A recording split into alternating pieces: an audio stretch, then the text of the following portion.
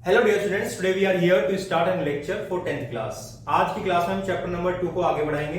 कल हमने बात की थी एसिड्स के बारे में, बेसिस के बारे में, उनका बेसिक्स पढ़ लिया था। हमने बात की थी क्लासिफिकेशन ऑफ एसिड्स और आज हम बात करेंगे classification of basis and indicators के बारे में। तो सबसे पहले हम बात करते हैं बेसिस की। जैसे कल हमने बात की थी, bases are those substances which are bitter in taste and can turn red litmus to blue. में क्षारक वो पदार्थ होते हैं जो स्वाद में कड़वे होते हैं तथा लाल लिटमस पत्र को नीला कर देते हैं। हम बात कर लेते हैं आज टाइप ऑफ बेसिस की। टाइप्स ऑफ बेसिस, क्षारक के प्रकार की हम बात करते हैं।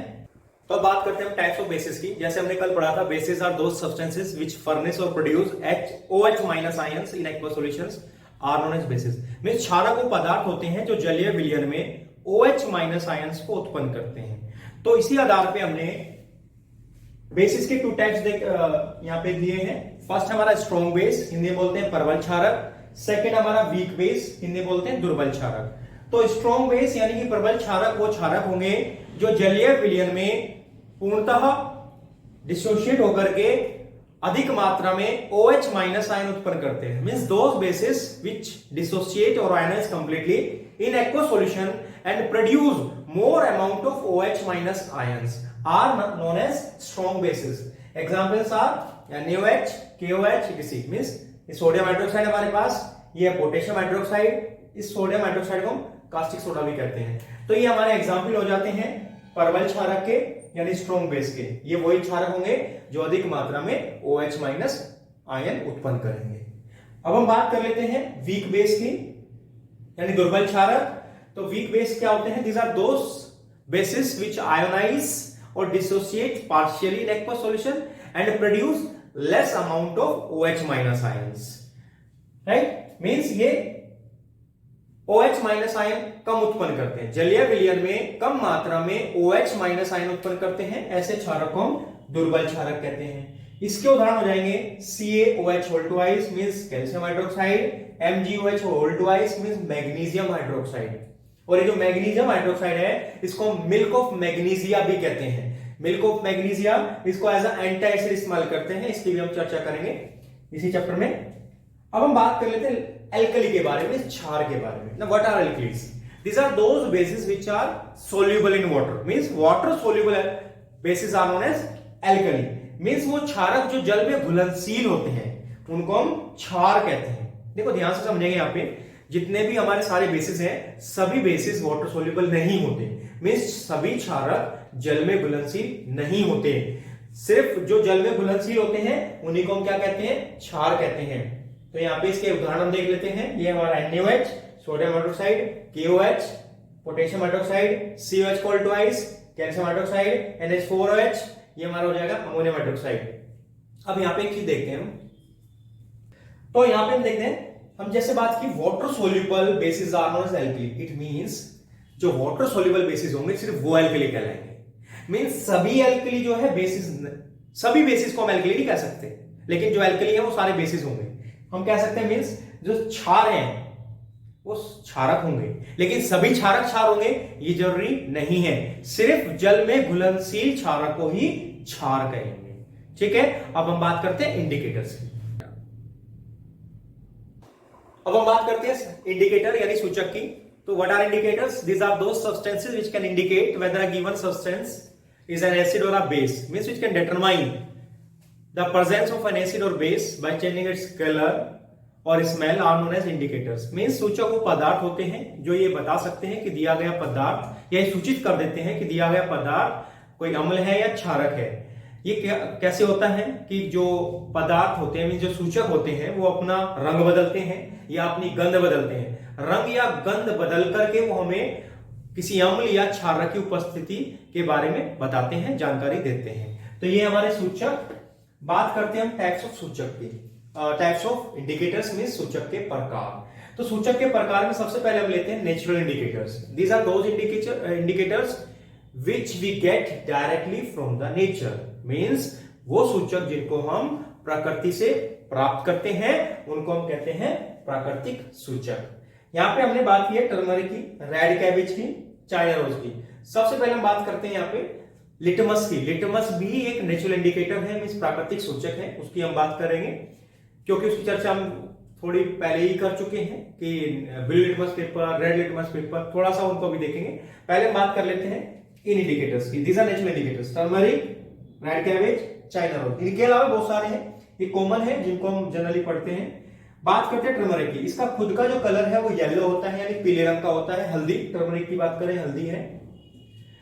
एसिड में कोई चेंज नहीं होगा, मींस अगर टर्मरिक में, हल्दी में एसिड मिलाया जाए तो उसके रंग में कोई बदलाव नहीं होगा, वो पीला ही रहेगा।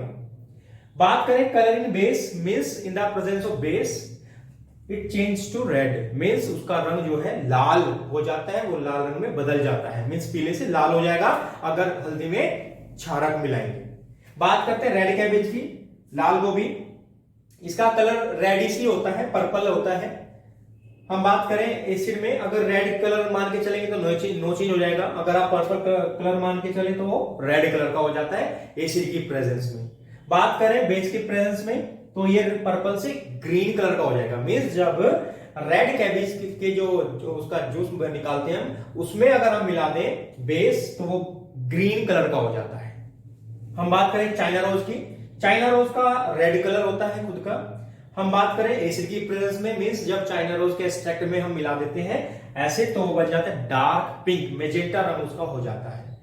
और बेस की प्रेजेंस में उसका रंग हो जाता है ग्रीन, वो ग्रीन कलर का हो जाता है इन द प्रेजेंस ऑफ बेस। तो ये हमने देखा प्राकृतिक सूचक, नेचुरल इंडिकेटर। तो जैसे अभी हम बात कर रहे थे नेचुरल इंडिकेटर्स की, तो उसमें हम थोड़ी सी बात कर लेते हैं लिटमस की। लिटमस क्या है? लिटमस जो है लाइकन से बनाया जाता है, लाइकन से प्राप्त किया जाता है। अब लाइकन के बारे में 9th क्लास में पढ़ते हैं। लाइकन क्या होता है? ये एल्गी और फंजाई का सिम्बायोटिक रिलेशनशिप होता है। मींस जब एल्गी और फंजाई के साथ सिम्बायोटिक रिलेशनशिप में रहते हैं तो वो जो बन जाता है उसको हम लाइकन कहते हैं। और लाइकन से प्राप्त किया जाता है litmus. The solution of lichen is purple in colour. तो लाइकन का जो सॉल्यूशन होता है वो पर्पल कलर का होता है, और इसी से हम ब्लू लिटमस पेपर और जो है रेड लिटमस पेपर बनाते हैं। और उनके बारे में पढ़ चुके हैं कि एसिड की प्रेजेंस में ब्लू लिटमस पेपर रेड में कन्वर्ट हो जाता है, और बेस की प्रेजेंस में रेड लिटमस पेपर ब्लू में कन्वर्ट हो जाता है। अब हम बात कर लेते हैं सेकंड टाइप की, जो कि हमारा सिंथेटिक इंडिकेटर, संश्लेषित सूचक। These are those indicators which are made up of chemical substances. Means जो रासायनिक पदार्थों से बनाए जाते हैं उन सूचकों को हम संश्लेषित सूचक कहते हैं। इनके एग्जाम्पल है, जैसे हम देख लेते हैं फिनोफ्थलीन, हम बात करते हैं मिथाइल ऑरेंज। तो फिनोफ्थलीन, मिथाइल ऑरेंज एग्जाम्पल हो जाएंगे सिंथेटिक इंडिकेटर्स के, मींस संश्लेषित सूचक के। अब हम देखें फिनोफ्थलीन को, ये होता है कलरलेस, इसका खुद का कोई रंग नहीं होता है, कलरलेस है, रंगहीन है। और जब हम इसको एसिड में मिलाते हैं या फिर एसिड इसमें मिलाते हैं तो एसिड की प्रेजेंस में इसके कलर में कोई चेंज नहीं होगा, मींस कलरलेस ही रहेगा। लेकिन जब बात करें बेस की, तो बेस की प्रेजेंस में फिनोफ्थलीन का कलर हो जाता है पिंक, मींस गुलाबी रंग का ये हो जाता है। बात करते हैं सेकंड इंडिकेटर की, जो कि हमारा मिथाइल ऑरेंज है, संश्लेषित का एक एग्जांपल। मिथाइल ऑरेंज जो है इसका खुद का जो कलर है ऑरेंज ही होता है, नारंगी रंग का होता है, और एसिड की प्रेजेंस में ये रेड कलर का हो जाता है। मींस अगर हम मिथाइल ऑरेंज और एसिड को मिलाएं तो हमको हो जाएगा रेड कलर का। तो इससे पता चलेगा कि जो सब्सटेंस हमने मिथाइल ऑरेंज में मिलाया है वो एसिड है। बात करते हैं बेस की प्रेजेंस में, तो बेस की प्रेजेंस में मिथाइल ऑरेंज का कलर हो जाता है येलो। मींस येलो अगर हो गया है मिथाइल ऑरेंज का कलर तो ये इंडिकेट करता है कि जो सब्सटेंस हमने मिलाया है वो बेस है। तो इस प्रकार से इंडिकेटर से हम पता लगा सकते हैं कि कोई पदार्थ एसिड है या बेस है। अब हम बात करते हैं थर्ड टाइप के इंडिकेटर की, जो कि हमारा ऑल फैक्ट्री इंडिकेटर्स, मींस गंधीय सूचक। हिंदी में अगर बात करें गंधीय सूचक, नाम से पता चलता है कि वो सूचक जो अम्ल या क्षारक की उपस्थिति में अपनी गंध बदल लेते हैं उनको हम गंधीय सूचक कहते हैं। Means those indicators which change their smell or we can say odour in the presence of acid or base are known as olfactory indicators, गंधीय सूचक। इसके एग्जाम्पल हो जाएंगे ऑनियन, वनीला, क्लोव। मींस प्याज, लौंग और वनीला, ये इसका उदाहरण है गंधीय सूचक के। तो होगा क्या कि जब हम इनमें इन सूचकों में अम्ल या बेसिक या क्षार मिलाएंगे तो इनकी गंध बदल जाएगी। अब हम बात करते हैं फोर्थ टाइप के इंडिकेटर की, जो कि हमारा यूनिवर्सल इंडिकेटर, मींस सार्वभौमिक सूचक। ये सार्वभौमिक सूचक क्या होता है? It is a mixture of several indicators which give different colours on different concentrations of acids and base.